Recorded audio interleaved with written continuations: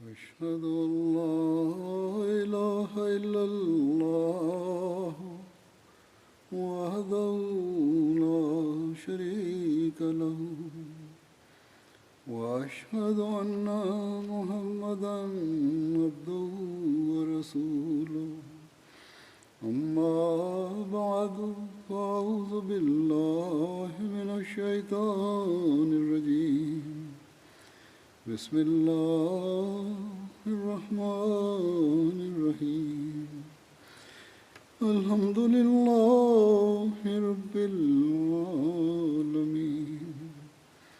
الرحمن الرحيم مالك يوم الدين إياك نعبد وإياك نستعين اهدنا الصراط المستقيم صراط الذين أنعمت عليهم غير المغضوب عليهم ولا الضالين إلا تنصروه وقد نصره الله إذ أخرجه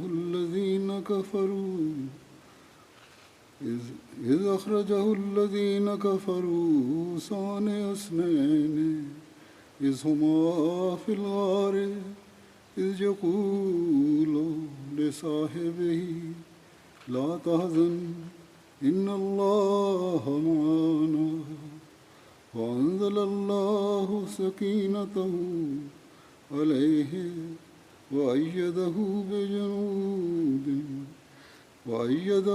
بجنود لم تروها وجعل كلمة الذين كفروا السفلى وجعل كلمة الذين كفروا السفلى وكلمة الله هي العليا وكلمة الله هي العليا والله عزيز حكيم. गुज़श्ता खुतबे में Bismillahirrahmanirrahim. Hazreti Halifatul Masih peti, da Allah bude njegov pomagač, je rekao. Na prošloj hutbi sam govorio o Hazreti Ebu Bekru u vezi pećine Saur.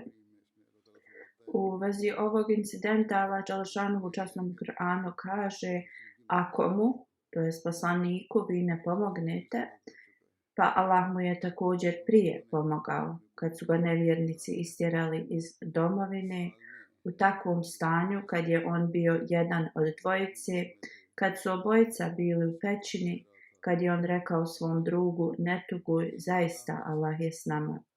Onda je Allah spustio svoju smirenost na njega i pomogao ga vojskama koje vi niste vidjeli i ponizio riječ onih koji nisu vjerovali.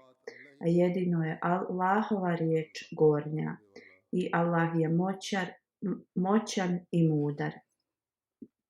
Ovo se desilo kada su nevjernici bili ispred pećine Savr.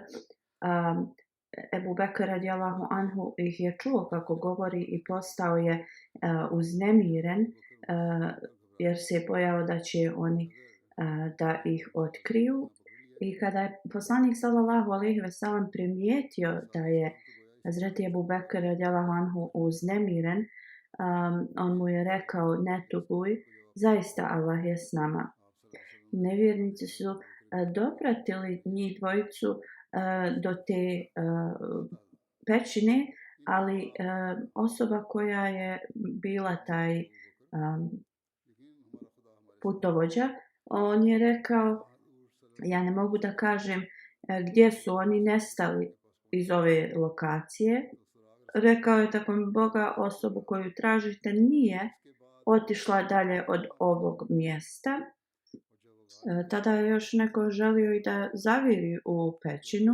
Umeja bin Halef je rekao na vrlo arogantan način i rekao je, ja sam vidio ovdje ovo drvo na ulazu pećine i prije nego što je Muhammed rođen.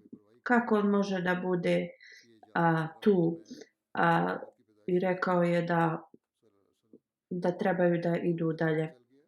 U Sirat Hatama Nabi, Hazreti Mirza Bashir Ahmed Sahib govori sljedeće u vezi ovoga kad su Mekanlije išli da prate poslanika sallallahu alejhi ve sellem. Bilo je oglašeno kogod dovede Muhameda, da li on bio živ ili mrtav, dobit će 100 kamila ili deva. I onda su mnogi ljudi počeli da traže poslanika sallallahu alejhi ve sellem i poglavice kurejšijske su tražili poslanika sallallahu alejhi ve sellem i mnogi su došli do te pećine i rekli su to je to, ili je se kao uzletio na nebo ili je ovdje negdje se sakrio. Neko je rekao idi provjerite u tu pećinu također, dok je druga osoba rekla kakva je to ideja, da li je moguće da se osoba sakrije u ovakvoj pećini. Ovo je vrlo kao tamno i opasno mjesto i uvijek smo tako smatrali tu pećinu. Također se prenosi da je pauk ispleo mrežu na ulazu pećine. Također golubica je napravila gnijezdo i snijela jaja tačno ispred tog ulaza u pećinu. Prema Hazreti Mirza Bashir Ahmedu ovaj hadis se smatra kao slabim hadisom, ali kao nije nemoguće da se to desilo, jer pauk može da isplete vrlo brzo mrežu, a također i golubica ako treba da snese jaje može da također brzo to napravi sebi gnijezdo i snese. Allah dželešanuhu je to uradio za zaštitu svog poslanika sallallahu alejhi ve sellem, tako da i ovaj događaj jednostavno možemo da povjerujemo da se desilo.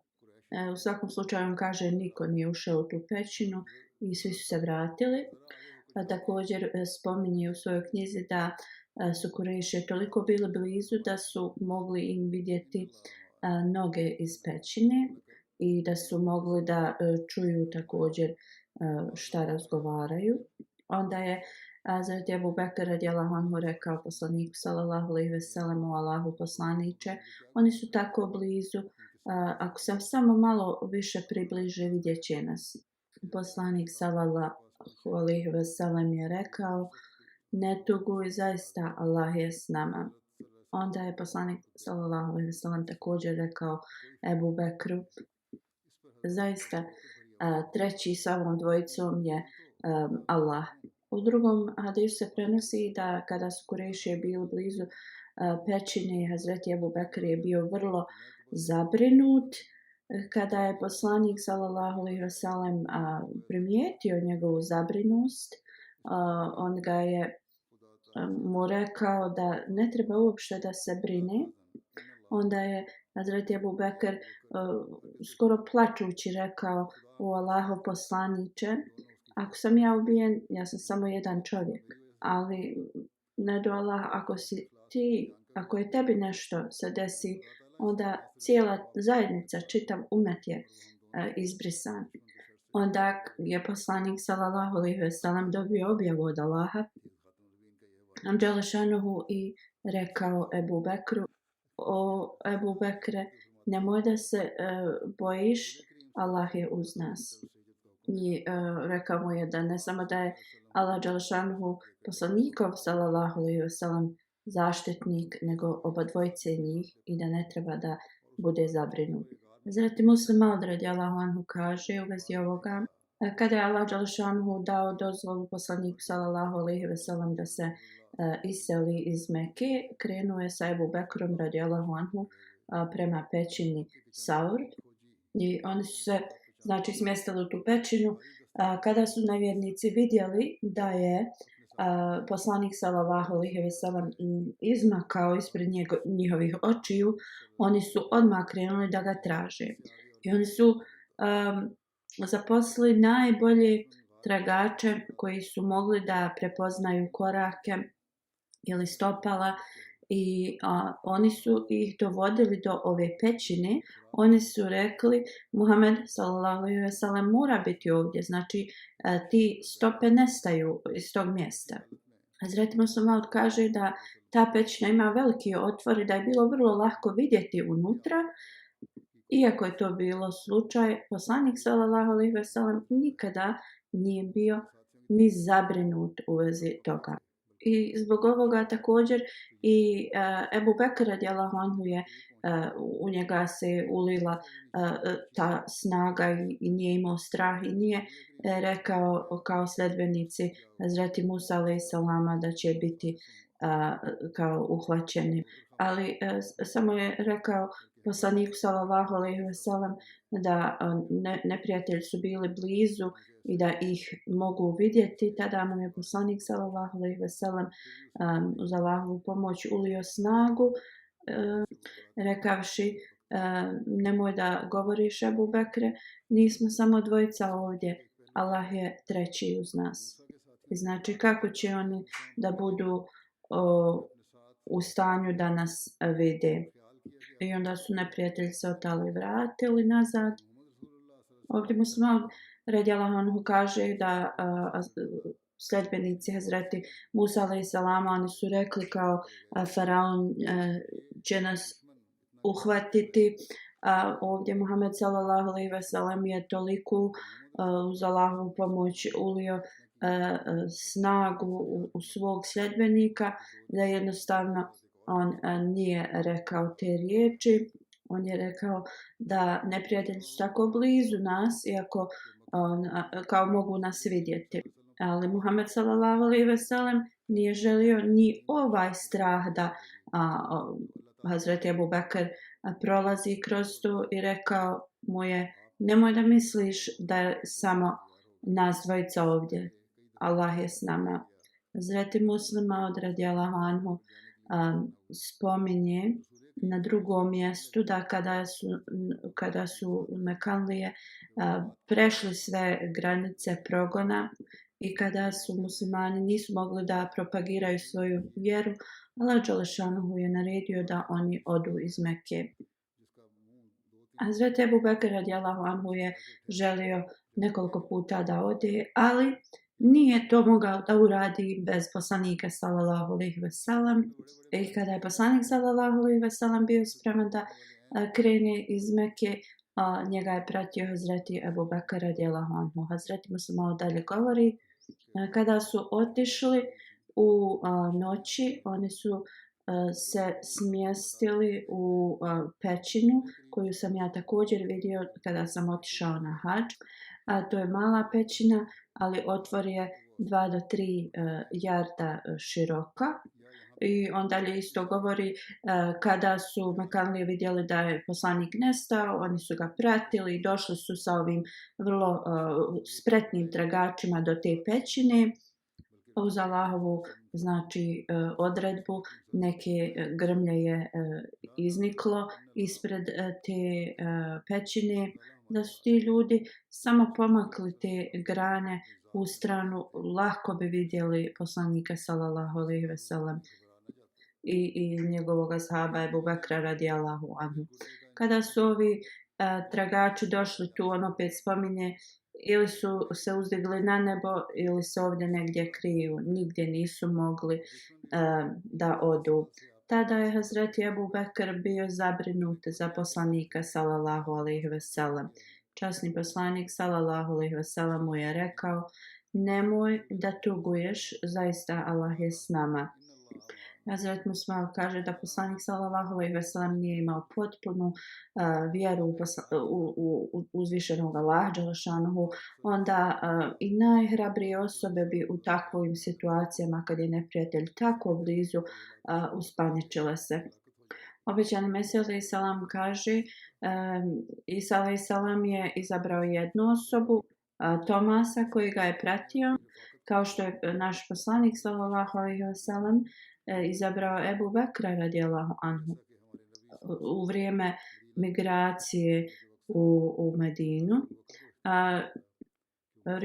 Rimsko carstvo je kao obilježilo Isa alejhi selama da je kao pobunjeni i pilot je bio na isti način zbog istog razloga ubijen, jer je on bio kao tajni podržavač Isa alejhi selama i njegova supruga je bila sljedbenica Isa alejhi selama i vrlo je bilo neophodno da Isa alejhi selam napusti zemlju u tajnosti i da ne vodi grupu sa sobom. On je samo poveo Tomasa, kao što je naš poslanik sallallahu alejhi ve sellem poveo Ebu Bekra radijallahu anhu na njegovom putu u Medinu. I kao na isti način kao što su se ashabi poslanika sallallahu alejhi ve sellem, njegovi sljedbenici, pridružili, poslije tako su isto sljedbenici Isa alejhi selama se njemu pridružili poslije. Na drugom mjestu obećani Mesija alejhi selam kaže možemo vidjeti i istinitost i predanost Hazreti Ebu Bekra radijallahu anhu u vrijeme kada su neprijatelji okružili poslanika sallallahu alejhi ve sellem. Iako mnogi njegovi neprijatelji su željeli samo da ga izbace iz Mekke, mnogi su željeli da ga ubiju i u tom vremenu Hazreti Ebu Bekr je jednostavno pokazao taj svoj kvalitet koji će da sjaji do kraja vremena. U to vrijeme poslanik sallallahu alejhi ve sellem imao možda 70 ili 80 ashaba. Čak i Hazreti Ali je tada bio sa njim. Od svih ovih ashaba poslanik sallallahu alejhi ve sellem je izabrao Hazreti Ebu Bekra radijallahu anhu. Koja je tajna u ovome? Tajna je u tome da poslanik vidi kroz oči Allaha dželešanuhu i njegova sva mudrost i intuicija dolazi od Allaha dželešanuhu. Onda Allah dželešanuhu je kroz vizije i objave informisao poslanika sallallahu alejhi ve sellem da najbolja osoba za ovo je Hazreti Ebu Bekr radijallahu anhu. I znamo kada je slično se desilo Isa alejhi selam, njegovi sljedbenici su ga ostavili i pobjegli. Jedan je i kao proklinjao ga, ali svaki ashab poslanika sallallahu alejhi ve sellem je demonstrirao takvu lojalnost i Hazreti Ebu Bekr radijallahu anhu je stajao uz poslanika sallallahu alejhi ve sellem. I oba dvojica su se sakrili u pećini i ovdje na ovom mjestu obećan Mesija alejhi selam također spominje tu situaciju kada su ušli u pećinu, kada su nevjernici došli, zabrinutost Hazreti Ebu Bekra radijallahu anhu i spominje također da je poslanik sallallahu alejhi ve sellem rekao nemoj da tuguješ, Allah je uz nas. Obećan Mesija alejhi selam kaže razmislite o ovim riječima, zaista Allah je s nama. Znači govori da je rekao uz nas oba dvojicu. I obećani Mesija alejhi selam kaže da je ovo bio jedno iskušenje za oba dvojicu, i poslanika i Ebu Bekra radijallahu anhu, zato što su čuli razne riječi od neprijatelja, te da trebaju da traže u pećini, dok su drugi rekli nemoguće je da je iko u pećini, i da se to sve desilo ispred pećine. Ali samo kao razmislite o tome predanosti poslanika sallallahu alejhi ve sellem, o hrabrosti kada je svom drugu rekao nemoj da se brineš ili ne tuguj, Allah je uz nas. I također iz ovih riječi znamo da je poslanik njih izgovorio I jednostavno, iako su ovi ispred pećine pričali na glas, poslanik sallallahu alejhi ve sellem je ovo govorio na glas svome drugu. I uopšte se nije brinuo da će neprijatelji čuti njegov glas. I ovo nam pokazuje koliko vjeruje poslanik sallallahu alejhi ve sellem imao i predanje potpuno, znači, gospodaru. I pokazuje nam da je imao potpunu vjeru u Allah dželešanuhu i njegovu zaštitu. Također, na drugom mjestu obećani Mesija kaže da kada su nevjernice skupili ispred te pećine, u toku noći Allah dželešanuhu je naredio pauku da isplete mrežu, golubu da izleže jaja, bila je i također neko grmlje ispred i jednostavno oni su toliko bili isfrustrirani i vratili su se. Prema hadisu se prenosi da je sin Hazreti Ebu Bekra, Abdullah bin Ebu Bekr, dolazio naveče i informisao bi ih u vezi događanja u Mekki. I oni bi mu dali kao instrukcije šta da radi i izutra bi se vraćao tajno u Meku. Amir bin Fuheira bi svoje stado navodio tako da se tragovi od Abdullaha bin Ebu Bekra izbrišu. Neki biografičari govore da Hazreti Esma radijallahu anhu je donosila hranu svaku večer. A kako god ovo izgleda da vrlo nemoguće. Neki biografičari kažu da je to vrlo opasno bilo, pogotovo za žene i jednostavno da bi to moglo vrlo lako da oda čitav plan. I ovo je tačan pogled na ovo.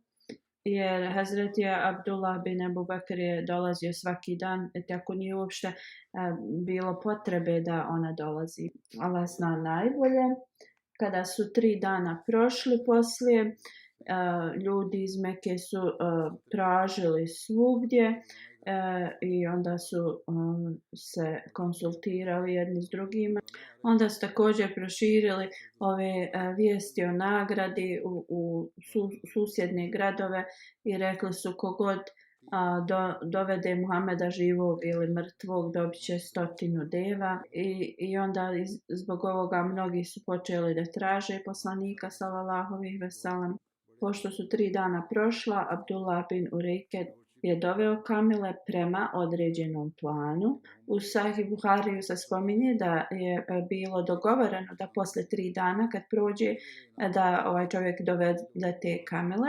Iz ovog hadisa se spominje da je put počeo izutra, dok iz drugog hadisa možemo da vidimo da su oni krenuli iz ove pećine po noći. Dok je govorio o Abdullahu bin Urejk, Hazreti Mirza Bashir Ahmed sahib radijallahu anhu piše da su Hazreti Abu Bekr i poslanik sallallahu alejhi ve sellem dali na čuvanje svoje kamile ovom čovjeku i objasnili da posle 3 noći izutra 3. dan ih dovede da dođe do pećine Savr i on je došao. Ovo je vrlo poznati hadis u Buhariju. Historičari pišu da je poslanik sallallahu alejhi ve sellem krenuo u toku noći i ovo je također poduprto sa drugim hadisom iz Buharija, ali mnogi također govore da je poslanik sallallahu alejhi ve sellem krenuo taj put po noći. Zatim Muslim Maud radijallahu anhu kaže da je poslanik sallallahu alejhi ve sellem otišao iz te pećine u ponedjeljak 1. Rabiul Evela i nastavio put.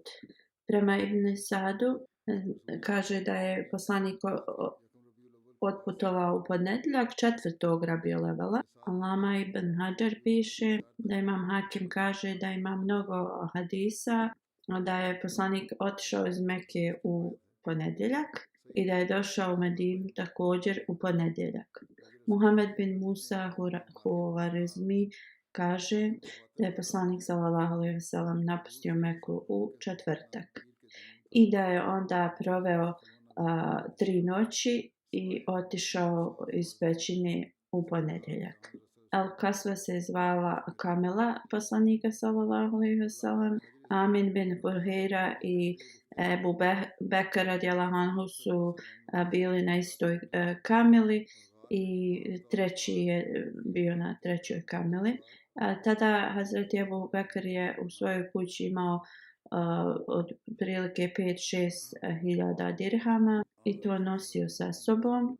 Prema nekim hadisima da je Hazreti Esma i Amir bin Fuheira došli sa hranom i imali su kao kozijeg mesa. Kad su stigli tu, shvatili su da nemaju čime da zavežu vreću za vodu i za tu hranu i da je Hazreti Esma uzela svoj kaiš i prepolovila ga na dvoje i s jednim dijelom zavezala vreću za vodu, tu kožu za vodu, a s jednim hranu. I da je tada Hazreti Muhammed sallallahu alejhi ve sellem rekao Esmi da će u džennetu imati prelijepe te kajše. I onda je rekao da krenu svi na put i proučio sljedeću dovu. O Allahu, budi moj pratioc na ovom putu i budi zaštitnik mojoj porodici. Ovo sam već spomenuo u vezi vezanja hrane, samo da je se to desilo u Ebu Bekrovoj kući. Imamo dvije različita mišljenja kad se je to desilo. Neki kažu da se to desilo kada je poslanik sallallahu alejhi ve sellem napustao Meku, dok drugi kada je kretao iz ove pećine. Ali prema svim zapisima i prema tome što Hazreti Ajša radijallahu anhu prenosi, izgleda da se to desilo kada je poslanik sallallahu alejhi ve sellem napuštao kuću Hazreti Ebu Bekra u Meki. Ovo zbog sigurnosti vrlo je kao bespotrebno i rizikujuće da je Hazreti Esma išla u pećinu sa hranom. To je bila dužnost Amira bin Fuheira i Abdullaha bin Ebu Bekra. U svakom slučaju, ovaj incident vezanja ove hrane nam pokazuje koliko ljubav je Hazreti Esma radijallahu anhu i predanost imala prema poslaniku sallallahu alejhi ve sellem. I jednostavno da ona nije htjela da trači ni malo vremena i da je to uzela svoj kaiš i zavezala, jer nije mogla odmah nešto naći u kući. Također neki govore da pošto je to bilo u pećini nisu mogli tu ništa naći. U svakom slučaju ovo pokazuje njenu predanost, ljubav prema poslaniku sallallahu alejhi ve sellem i prema hadisu više nam govori da je to se desilo u kući Hazreti Ebu Bekra radijallahu anhu. Allah najbolje zna. Hazreti Esma radijallahu anha prenosi da kada je poslanik sallallahu alejhi ve sellem i Ebu Bekr radijallahu anhu krenuli prema Medini, ona kaže da je Hazreti Ebu Bekr radijallahu anhu ponio svoje novac, što je bilo otprilike 5 do 6 hiljada dirhama. Abu Kuhafa, naš djed, je došao i on je tad bio već oslijepio i da je rekao tako mi Allaha, on, to jest Ebu Bekr radijallahu anhu, vas je ostavio na jednom kao iskušenju, ne samo što je vas ostavio on, već također vas je ostavio bez kao imovine. Ja sam mu rekla, o moj djede, zaista nije tako, on nas je ostavio sa mnogo blaga.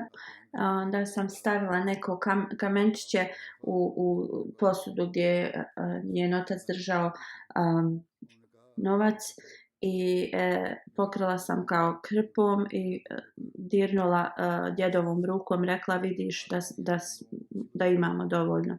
I on je rekao onda je to dobro uradio. Hazreti Esma dalje govori, tako me Allaha, Hazreti Ebu Bekr nije ništa ostavio, ali ja sam samo htjela da ovoga starca jednostavno riješim njegove brige. Hazreti Mirza Bashir Ahmed Saheb dalje piše, poslanik sallallahu alejhi ve sellem kada je otišao iz pećine, jahao je kamilu koja se zvala Kasva.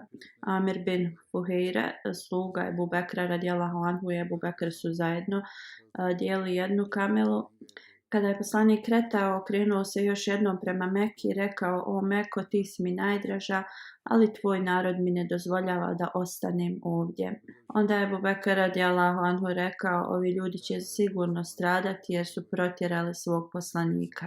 Hazreti Muslih Maud radijallahu anhu kaže: poslije 2 dana u pećini, tada su dovedene kamile i tada su oni krenuli. Hazret Muslih Maud kaže da je ovaj putovođa također jahao na istoj kameli na kojoj je bio poslanik sallallahu alejhi ve sellem, i također se ovo spominje u hadisu, a i spominje se da su imali i 3 kamile. U svakom slučaju Hazreti Ebu Bekr i Amir bin Fuhejra su bili na istoj kamili, i također Hazret Muslih Maud spominje kako poslanik sallallahu alejhi ve sellem se okrenuo prema Meki, prema gradu gdje su i njegovi preci, kao što je Ismail alejhiselam bio. I također on spominje da je sa velikom tugom poslanik sallallahu alejhi ve sellem rekao: o Meko, ti si mi najdraža, ali tvoj narod mi ne dozvoljava da ostanem u tebi. I također navodi da šta je Ebu Bekr radijallahu anhu rekao: ovi ljudi će sigurno stradati jer su protjerali svog poslanika. Kad su došli u Džufu, koja je 82 milja udaljena od Meke, u hadisu se prenosi da sljedeći ajet je bio objavljen. Prijevod tog ajeta je: zaista onaj koji te obavezao Kur'anom sigurno će te vratiti u mjesto povratka. Onda su tu se odmarali u hladu ispod jednog velikog kamena. Ebu Bekr radijallahu anhu je pripremio mjesto gdje poslanik treba da legne, i onda je tražio da poslanik legne i da se odmori. Onda je Ebu Bekr radijallahu anhu otišao na izvidnicu. Jedan čoban je došao i on je htio da nađe hlada, i Ebu Bekr kaže: pitao sam ga: mladiću, čiji si ti sluga? On je rekao: neko Kurejšije. On kaže: prepoznao sam ime tog Kurejšije. Onda sam pitao da li njegove koze imaju mlijeka i da li može da pomuze za nas. On je rekao da. Zatim Ebu Bekr kaže, opisuje kako je naredio ovome mladiću da očisti prvo bime, i on tada kaže: nadgledao sam da je pomuzao to mlijeko, i onda sam dosao malo vode da ohladi mlijeko i dao poslaniku sallallahu alejhi ve sellem. Prema nekim hadisima, kada je Ebu Bekr donio to mlijeko, poslanik je i dalje spavao. Zatim Ebu Bekr nije smatrao da je u redu da probudi poslanika sallallahu alejhi ve sellem, tako je čekao. I onda kad se poslanik sallallahu alejhi ve sellem probudio, rekao je: o Allahu poslaniče, popij ovo mlijeko. Zatim Ebu Bekr radijallahu anhu kaže da je poslanik pio toliko da je jednostavno na njegovom licu se izrazilo zadovoljstvo i sreća. I onda Hazreti Ebu Bekr kaže: ja sam rekao Allahu poslaniče, sada je vrijeme da krenemo. I poslanik je rekao: da, vrijeme je. U drugom hadisu se prenosi da je poslanik sallallahu alejhi ve sellem rekao: sada trebamo nastaviti svojim putovanjem. Gdje je Hazreti Ebu Bekr rekao: da, moj na engleskom se prevodi kao gospodaru, možda na našem jeziku je prilagodnije reći vladaru. Uglavnom je potvrdio poslaniku da je vrijeme da krenu. Događaj od Suraka bin Malik je sljedeći. Znači, kada se proširilo svugdje ova nagrada od 100 deva, mnogi su počeli da traže Hazreti Ebu Bekra radijallahu anhu i poslanika sallallahu alejhi ve sellem. Suraka bin Malik, koji je poslije postao musliman, on prenosi ovaj događaj. On kaže da su dobili obavještenje od Kurejšija da kogod dovede Ebu Bekra ili poslanika sallallahu alejhi ve sellem živo ili mrtvog, dobit će tu nagradu. Suraka dalje govori: ja sam sjedio u Benu Mudlić kao skupu mog naroda, I kaže, neko mi je rekao, o Suraka, vidio sam kao pored obale neki karavan ili kao 3 ljudi i vjerujem da je to Muhammed sallallahu alejhi ve sellem. Suraka kaže, ja sam to odmah skontao da su to oni i on kaže, pošto sam želio da ja dobijem svu tu nagradu, ja sam kao poslao signal očima toj osobi koja je to govorila da se ušuti i onda sam rekao ne može to biti karavan Muhammedov sallallahu alejhi ve sellem i on je rekao kao ne, to su ljudi koji su malo prije prošli pored nas i oni pripadaju tom i tom plemenu i oni kao traže svoje izgubljene kamile. Suraka kaže, ja sam ostao malo vremena tu i da ne bi bio kao primijećen, otišao sam i rekao svojoj slugi najbrže konje da osedla i da ga čeka iza kući. Onda on kaže, ko što je to bila praksa, da oni izvlače te štapiće da vide da li trebaju da kreću na taj put ili ne. To je bilo protiv njegovog odluke, ali kaže nije se obazirao na to, udario sam svog konja i krenuo. Suraka kaže, već sam ih pristizao, ali nešto se je desilo, moj konj je kao posrnuo i zbacio me sa sebe. On kaže, ja sam opet izvlačio te štapiće i bilo je da ne idem, da ne nastavljam put, ali sam krenuo naprijed jer sam želio 100 kamila. On kaže, opet sam krenuo. Ja sam bio toliko blizu, ne samo da sam mogao da ih prepoznam, ali sam također čuo mogao čuti da Muhammed uči nešto, sallallahu alejhi ve sellem, ali sam opet isto moj konj je u nešto udario i zbacio me. I kaže, ja sam onda opet ustao i počeo sam da kao galamim na svog konja, ali moj konj nije mogao da se iščupa iz pijeska. Suraka kaže, opet sam to izvlačio, to da krene za njima i opet je bilo protiv. I on kaže, tada sam pozvao Muhameda sallallahu alejhi ve sellem, rekao, neću ti nauditi ništa. Onda se poslanik sallallahu alejhi ve sellem okrenuo prema Ebu Bekru radijallahu anhu i rekao, upitaj ga šta on želi.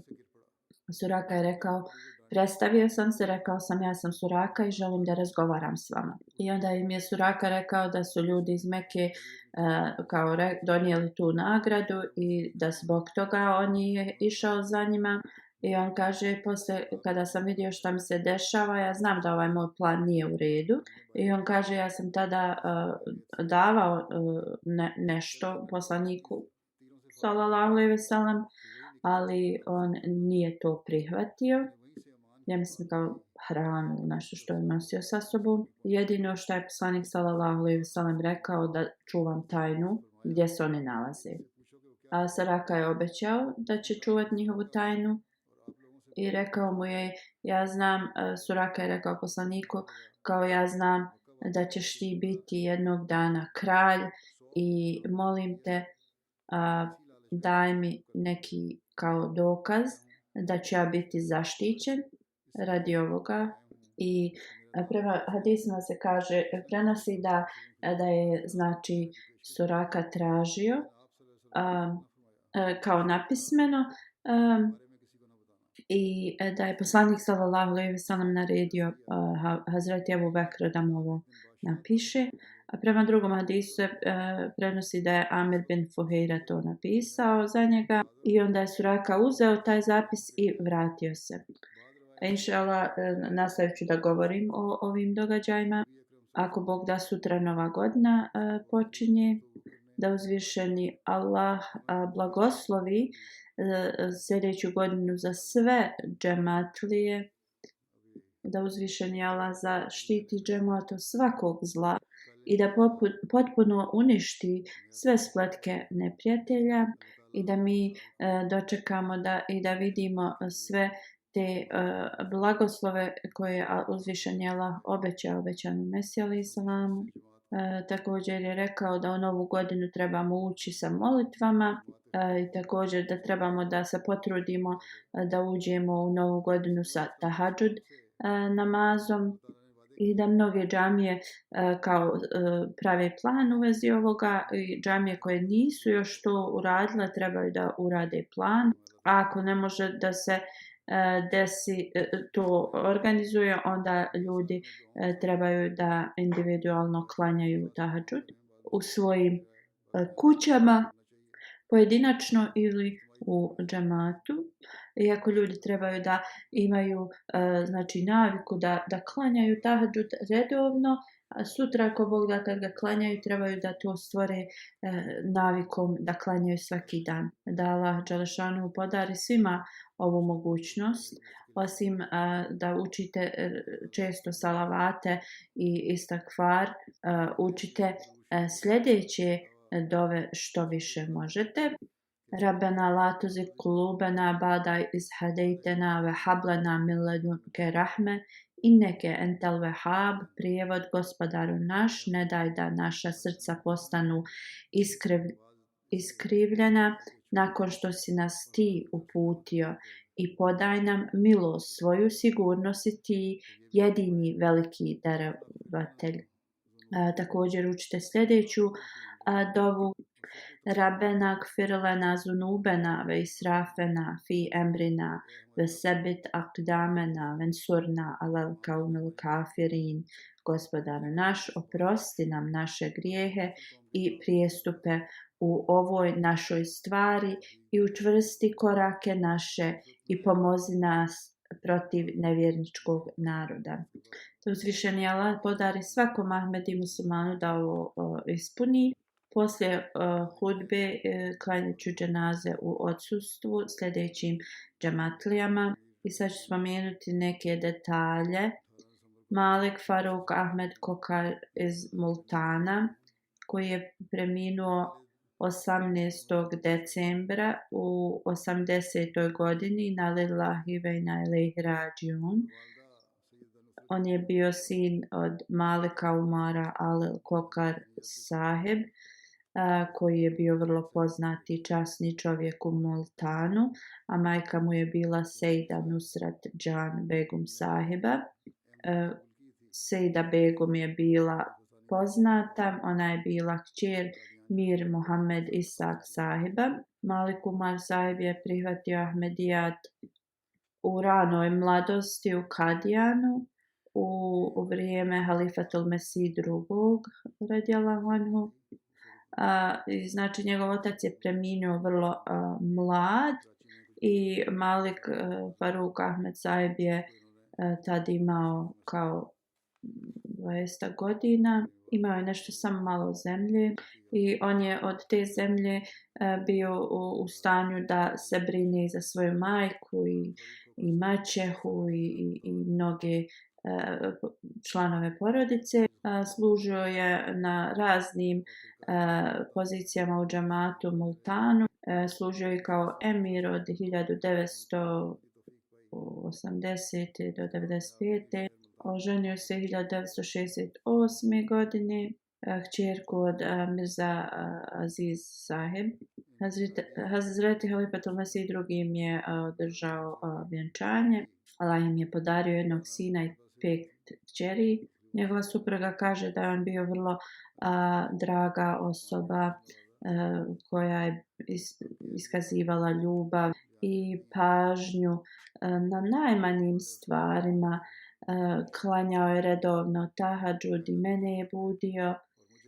Kaže i na dan kada je preminuo, klanjao je na file i legao u krevet.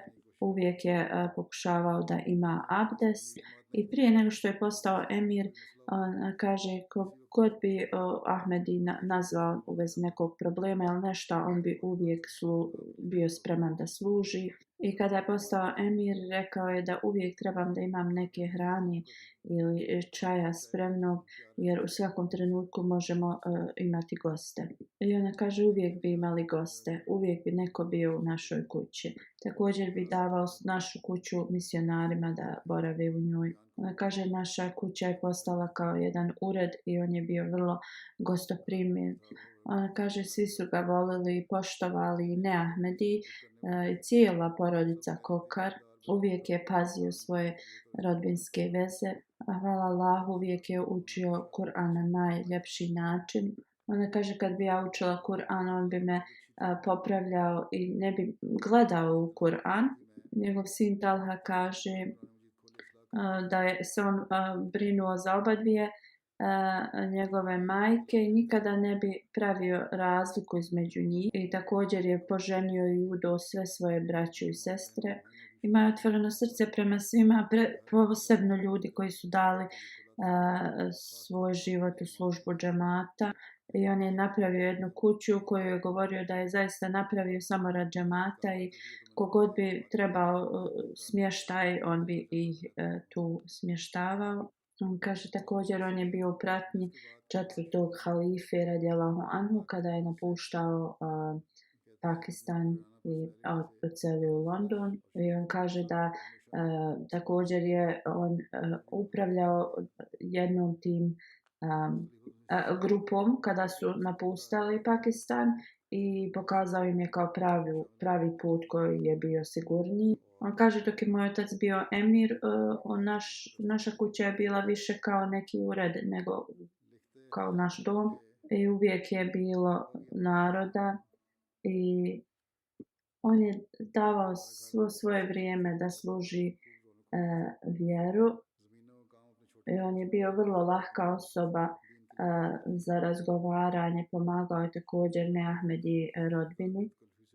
I sada neki koji su bili prisutni na dženazi plakali su i rekli su da su sad kao ostavljeni sami jer je on bio ta osoba koja se brinuo za njih. On je također kaže usadio čvrsto u nas da klanjamo namaze, posebno sabah.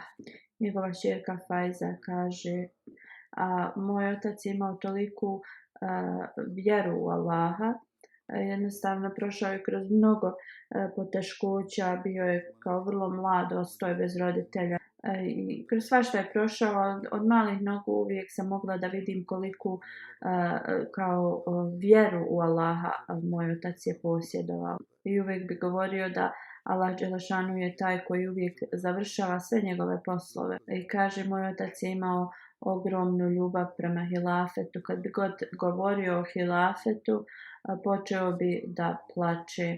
Uvijek bi prolazio kroz sve poteškoće uz molitve. Malik Tarik, njegov polubrat od njegove druge žene od njegovog oca kaže moj otac je preminuo kad sam imao 9 godina i moj najstariji brat je imao 22 godine.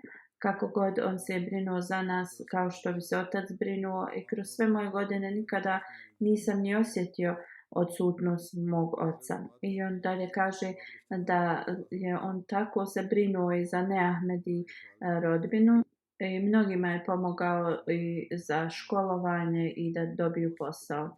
Moj brat je uvijek davao kao pozajmice i nikada nije ni tražio da mu se vrate. Mnogi koji su pristupili Ahmedijatu kažu da on kaže da su rekli da jednostavno Malik Faruk Ahmed sahib se prema njima ophodio kao da su to njegovi najbliži i uvijek bi im pomagao da kao u vezi svega.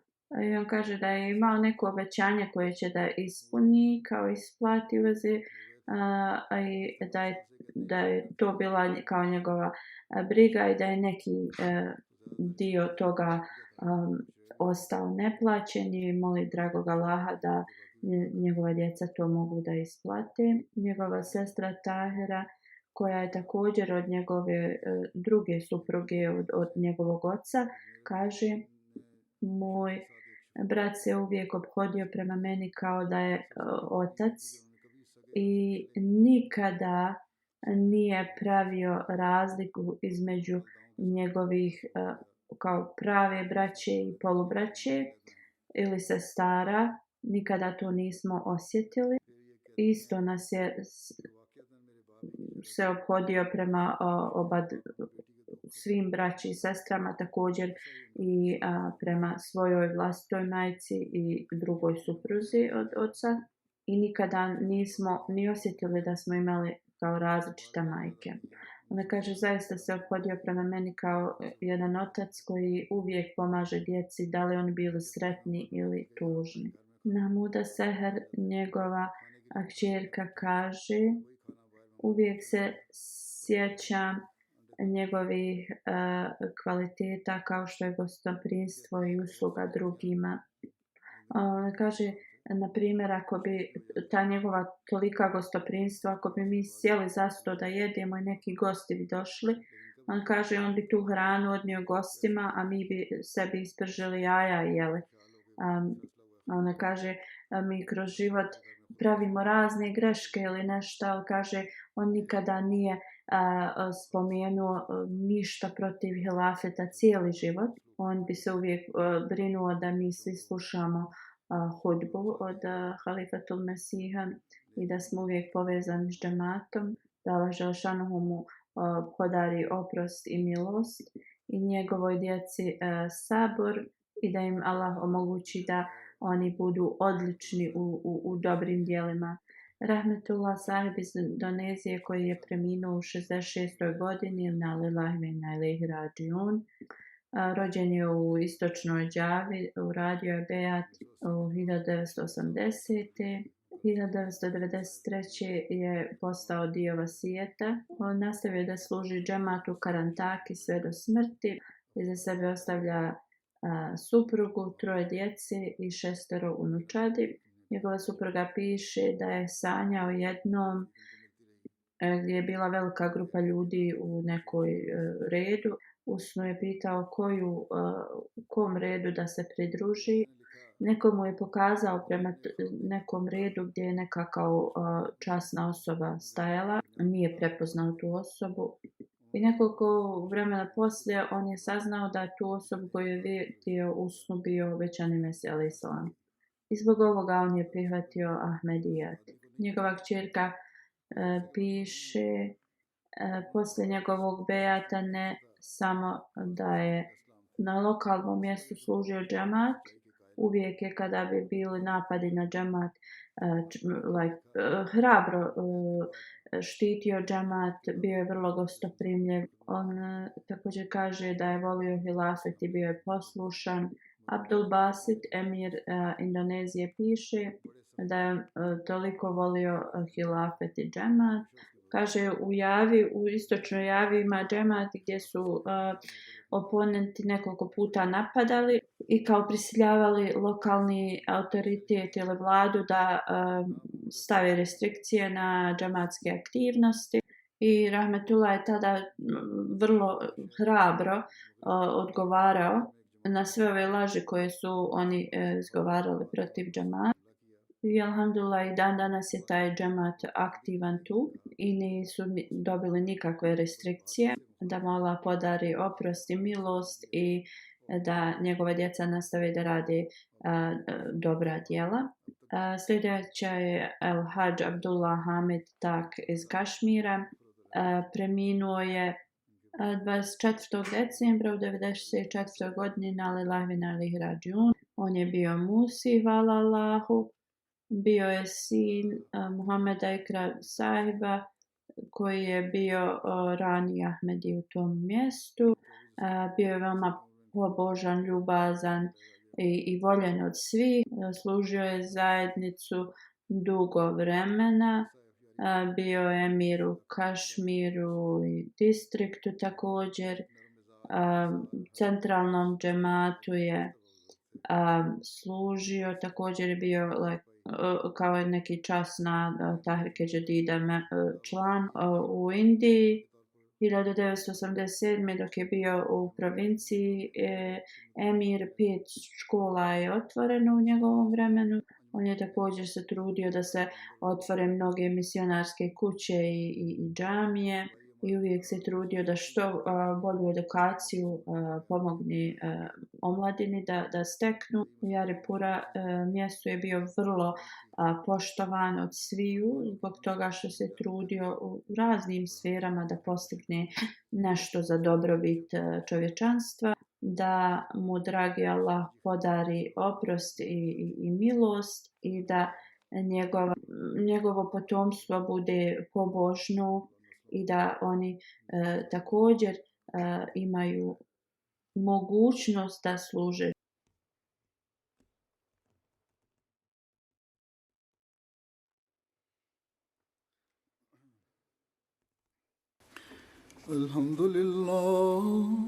الحمد لله نحمده ونستعينه ونستغفره ونؤمن به ونتوكل عليه ونعوذ بالله من شرور أنفسنا ومن سيئات أعمالنا من يهده الله فلا مضل له ومن يضلل فلا هادي له ونشهد أن لا إله إلا الله ونشهد أن محمدا عبده ورسوله عباد الله رحمكم الله إن الله يأمر بالعدل والإحسان وإيتاء ذي القربى وينهى عن الفحشاء والمنكر والبغي يعظكم لعلكم تذكرون اذكروا الله يذكركم وادعوه يستجب لكم ولذكر الله أكبر.